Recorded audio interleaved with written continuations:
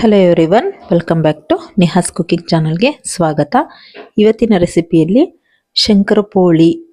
ಇದು ಮಕ್ಕಳಿಗಂತೂ ತುಂಬ ಅಂದರೆ ತುಂಬ ಇಷ್ಟ ಆಗುವಂಥ ಸ್ವೀಟ್ ಇದು. ಸೊ ಬನ್ನಿ ಫ್ರೆಂಡ್ಸ್, ಇದು ಹೇಗೆ ಮಾಡೋದು ಅಂತ ನೋಡ್ಕೊಳ್ಳೋಣ.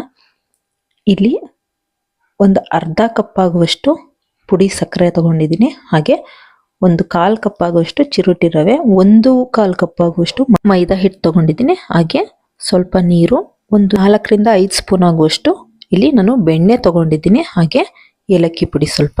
ಇಲ್ಲಿ ಒಂದು ಬೌಲಿಗೆ ಮೈದಾ ಹಿಟ್ಟು, ಚಿರೋಟಿ ರವೆ, ಹಾಗೆ ಸಕ್ಕರೆ ಪುಡಿ, ಏಲಕ್ಕಿ ಎಲ್ಲವನ್ನು ಹಾಕ್ಕೊಂಡು ಸ್ವಲ್ಪ ನೀರು ಹಾಕ್ಕೊಂಡು ಮಿಕ್ಸ್ ಮಾಡಿಕೊಂಡು, ಹಾಗೆ ಸ್ವಲ್ಪ ತುಪ್ಪನ ಹಾಕ್ಕೊಂಡು ಚೆನ್ನಾಗಿ ಈ ರೀತಿ ಮಿದ್ದಿಸ್ಕೊಂಡು, ಸೊ ಅದನ್ನು ಒಂದು ಅರ್ಧ ಗಂಟೆ ಸೈಡ್ಗೆ ಎತ್ತಿಟ್ಕೊಂಡಿದ್ದೀನಿ. ಈಗ ನೋಡಿ ಅರ್ಧ ಗಂಟೆ ಆಗಿದೆ.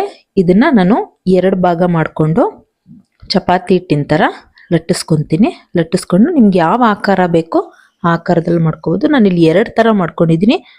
ಒಂದು ಟ್ರಯಾಂಗಲ್ ಶೇಪ್, ಹಾಗೆ ಇನ್ನೊಂದು ಡೈಮಂಡ್ ಶೇಪ್ ಮಾಡ್ಕೊಂಡಿದ್ದೀನಿ. ಸೊ ಇಲ್ಲಿ ನೋಡ್ತಾ ಇರ್ಬೋದು, ಇದು ಡೈಮಂಡ್ ಶೇಪು.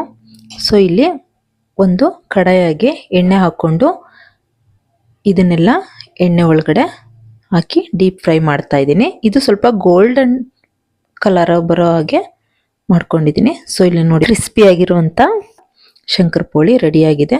ಸೊ ಪ್ಲೀಸ್ ನನ್ನ ಚಾನಲ್ನ ಸಬ್ಸ್ಕ್ರೈಬ್ ಮಾಡ್ಕೊಳ್ಳಿ, ಲೈಕ್ ಮಾಡ್ಕೊಳ್ಳಿ, ಹಾಗೆ ಶೇರ್ ಮಾಡೋದನ್ನು ಮರಿಬೇಡಿ. ಇನ್ನೊಂದು ವಿಡಿಯೋದೊಂದಿಗೆ ಭೇಟಿ ಆಗ್ತೀನಿ. Thank you for watching. Bye everyone.